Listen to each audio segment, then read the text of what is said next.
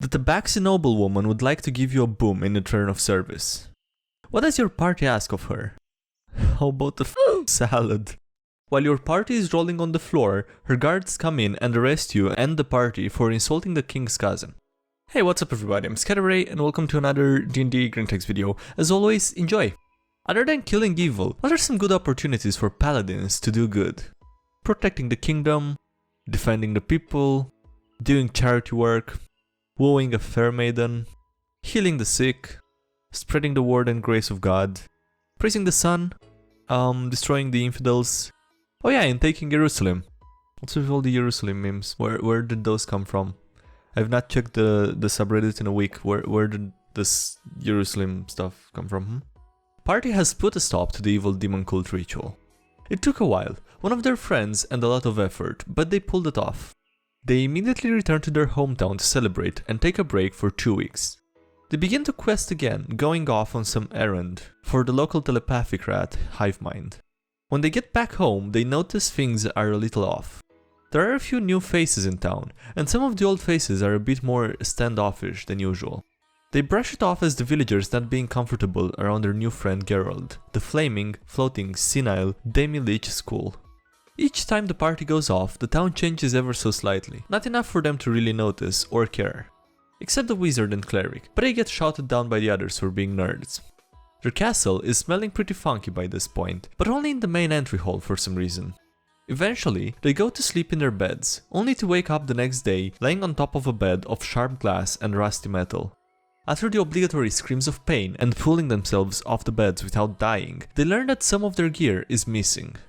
They go to the main hall to find the nailed up corpses of all the villagers hanging off the walls, some in various stages of decomposition. The head of their staff is standing just outside the front door. He just says, "Shax remembers." That face when they forgot to purge the entire murder cult. That face when they realized the entire town had been slowly replaced by evil cultists and demons from across the planet over 2 months. That guy that roleplays well. That guy that is never late. That guy that wows the table with comedy.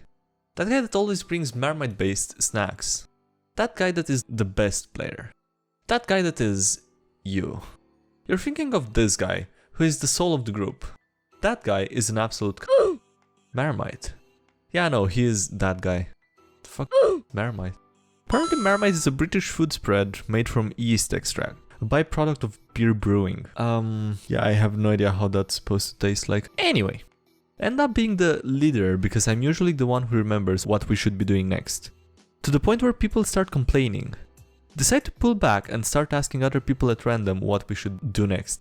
Why are you asking me? Every single time. One sunny day as your party strolls towards the next village, you are stopped suddenly by a salamancer, arms wide to appear more intimidating, or perhaps to just be noticed. He catches your attention and offers you a great fortune of 1 copper piece to journey through the ever-ending bog to seal away his nemesis, the Neutromancer. Do you accept? GM describes a strange event while our party is sleeping, something blurrily half-remembered. When our party awakes, we find a box. A very strange wooden box, seemingly grown up out of the ground, yet polished and molded, with hinges and an open locking mechanism. No metal at all. Inside is what appears to be a very young girl, sleeping soundly. Gets all huffy when our party closes the box and leaves the obvious fey behind. No God-fearing box is without iron hinges, and we've had enough fey already, yet he acts like we kicked the puppy out of his grand encounter. GM describes a strange event while our party is sleeping, something blurrily half-remembered.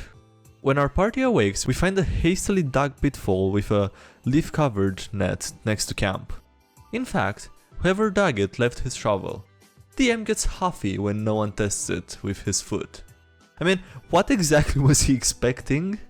What's the most moment that happened in your game? The arch villain offered a lump sum of cash to the heroes to just walk away and let him do his villainous plan, but because he was a social Darwinist, survival of the fittest, dog-eat-dog type, he made his offer with the caveat that this was to the party as a whole, and especially if there's hesitation on the part of the others, you could kill your teammates and keep their share for yourself. A couple of rounds later, we had a self-induced TPK. Arch-villain outbids the quest giver. Arch-villain discovers the joy of bomb fights. Uses the super-powered murder hobos sent after him instead of your average street. And kept campaigns. Not even once. By the way he moves, you can tell this guy is an experienced swordsman. The guys around the fire move with no grace, you can tell they are weak. The man in front of you clearly has seen countless battles, you can tell from his eyes. This makes no sense, you can't tell how strong someone is because of the way they walk. Spoken like someone who always fails their perception check. Playing Pathfinder with some friends. General plot is that we're all a small kingdom's secret police. Several lords have been assassinated, and we need to get to the bottom of it. Aforementioned assassin we've been trying to track down is a 15th level thug, described as a 6'5" and built like a brick house. Yeah, that's that's pretty close to 2 meters for my non-American viewers. Finally, track him down. Subdue him, put him in a secluded spot to interrogate him. Before my party can react, I have an idea. If I took that mask off, would you die? DM looks at me, immediately knows what's going on. Puts an empty glass up to his mouth, and in his best Bane voice says, "It would be extremely painful." Rest of the table groans collectively. "You're a big guy." "For you." I don't know if that's good at all. Party's backup characters are heroes' girlfriends. DM, so we agreed to make your replacement characters the girlfriends to your main characters, am I correct? Right. Okay, good. Now, just so I have a record of the characters, please give me their names. Rogue, Anne Visible, Artificer, Anne Flatable, Bard, Anne J. Hobb, Barbarian, Anna Mia Axa. Do your adventurers ever feel any guilt when they methodically exterminate a goblin or kobold or orc or whatever village down to the last child and collect the scalps to turn into the human village alderman? Implying there's any scalps left when I'm done with them? Currently, this one girl that keeps insisting that I play big guy so her character can use mine as a mount, then tries getting on my shoulders IRL. Also keeps bringing up how broad my shoulders are for no reason.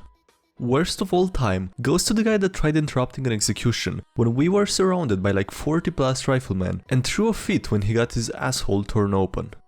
Threw a bigger when instead of killing off his character, the DM said the enemies stitched him back together in prison, but with some missing pieces and permanent damage, so all of his attributes were lowered by 1. He also knotted on our shoes once. Anon. Plays a paladin. Meets NPC in the woods. I mentioned party can feel powerful magic radiating off the NPC. I charge at him, swinging my sword. Doesn't even use detect evil, NPC was neutral goods in my notes. Just charges in because it seemed suspicious. Better yet, comes across slaves being treated like society he comes from does not practice chattel slavery. Slaves revolt occurs while he's in the area, asked to choose a side. Violently crashes the revolt and is mad when Peller reprimands him. Your character has a family in his backstory, a sow and a kid. By the second half of campaign, it turns out the kid is one of the main villains. Your reaction? I don't care what kind of angsty teenage phase you're going through. If you don't knock it off and go back to your mother, then I swear by Bahamut that I'm going to beat the evil out of you and then drag you back there. This, essentially. I'm out here doing my job. I'm going to beat the shit out of him so bad he'll give up villainy. Then we're going to share a quiet, awkward breakfast back at home, the wife being none the wiser. Curious as to why our son is in a full body cast. There are people on this board right now who defend secret GM role fudging, but I get angry about player cheating. That's why I demand my GM shows me his campaign notes, NPC stats, and encounter plans, because if he gets to see my character sheet, I get to see all his stuff too. Otherwise, how do I know if there was supposed to be an ogre in that cave? This guy makes a very valid point actually. Be me, scumbag rogue. Bad things always seem to happen to me. Always get arrested by the town guard. My village hates my guts. Live in poverty. FML.jpg. Decide to take my anger and frustration out on the world by acting like an asshole. Just keeps getting worse. Then one day, I find a large amount of wealth. I feel as if my luck is starting to change. Unfortunately, it didn't. I ended up getting trampled by a horse. It almost ended my life. I ended up in the care of some clerics. While there, a wise priest told me about the balance of the world. He told me it was divine justice for my wicked ways. He told me if I was to be nicer to people, my luck could change. Decided to start being nicer. Luck begins to change. Decide to right all my wrongs. I have a lot of work ahead of me. My face when I'm just trying to be a better person. My face when my name is Earl. Party is currently running through Sunless Citadel and stumbled upon a room of 40 plus goblins. How f***ed are we going to be at level 2? Is that a typo? That's supposed to be level 20? It's a typo, right? Maybe 12? Just back out to the door and nuke them all. Step outside of the room. Cast grease on the path out of it. Stay behind cover so you don't get shot. Everyone rolls high initiative. I cast grease. Rest of party is impatient melee. They slip and slide right into the goblins. I have to run my wizard ass back out of the dungeon alone. Well, that's a stupid party.